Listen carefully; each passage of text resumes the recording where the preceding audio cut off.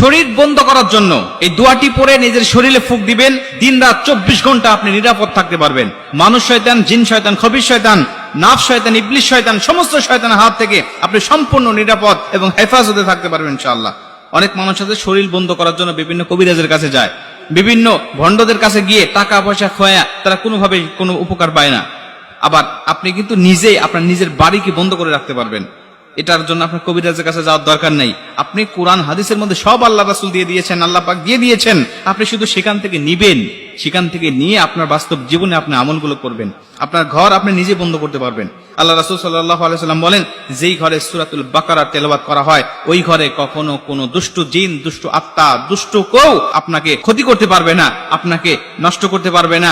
আপনার পরিবার পরিজনের সদস্য, আপনার সন্তান, কারো ক্ষতি কেউ করতে পারবে না যদি আপনি নিজেই এই সূরাতুল বাকারা তেলাওয়াত আপনার ঘরে করতে পারেন নিয়মিত। যদি আপনি নিজে না করতে পারেন